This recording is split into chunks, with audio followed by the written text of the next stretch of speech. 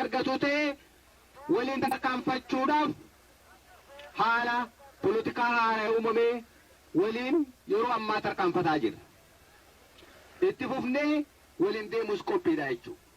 Kana jechuun garuu yoomillee kan eenyunuu dagatamuu hin qabne mirga ifii kan kabajsiifatu abbaa qofa ta'uu isaati.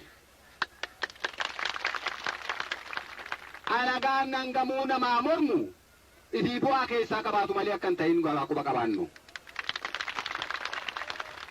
Kanaaf nuti gara keenyaan addi bilisummaa Oromoo dhaamsi gabaabaan deddeebifne amma ummata keenya guyyaa har'aa dabarsuu fi barbaannu Oromoon gaafa ijaaramee humna tokko ta'ee duulaa turee fi ifirraa diina ittisaa turetti namni isa danda'u akka hin turin nuun jiruu ni yaadannaa jechuudha.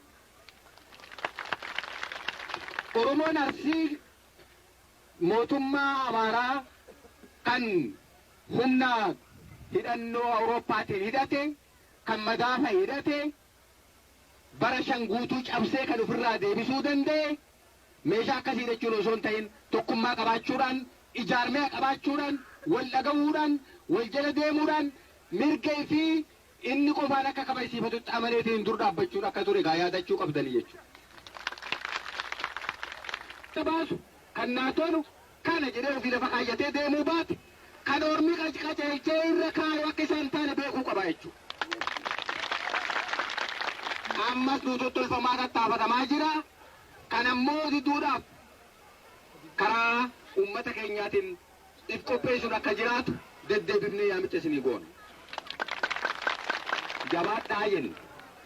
Osoo wal'aansoon goone, osoo ittiin rakkanne, osoo ittiin miidhamne, salphina keessaa, tuffatama keessaa, mirga fi dhabuu keessaa bahuun akka hin danda'amnes beekuu qabnaa jechuudha.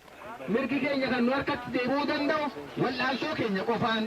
Mirgi keenya kan nu harkatti deebi'uu danda'u ilmaan ormaa, ilmaan Oromoo kan uummata kanaaf dhaabbatan, kan haqa ofiitiif dhugumaan dhaabbatan qofaan yoo ijaaramanii qabsoo godhan ta'uu isaa uummanni keenya bal'aan akka beeku deddeebinee si yaadacheef.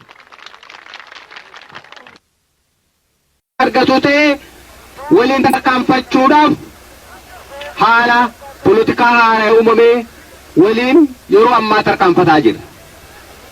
Itti fufnee waliin deemus qophiidha jechuudha. Kana jechuun garuu yoomillee kan eenyunuu dagatamuu hin qabne mirga ifii kan kabajsiifatu abbaa qofa ta'uu isaati. Alagaan hangamuu namaa mormu ifii bu'aa keessaa qabaatu malee akka hin ta'in quba qabaannu. Kanaaf nuti gara keenyaan addi bilisummaa Oromoo dhaamsi gabaabaan deddeebifne amma ummata keenya guyyaa har'aa dabarsuu fi barbaannu Oromoon gaafa ijaaramee humna tokko ta'ee duulaa turee fi ifirraa diina ittisaa turetti namni isa danda'u akka hin turin nuun jiruu ni yaadannaa jechuudha.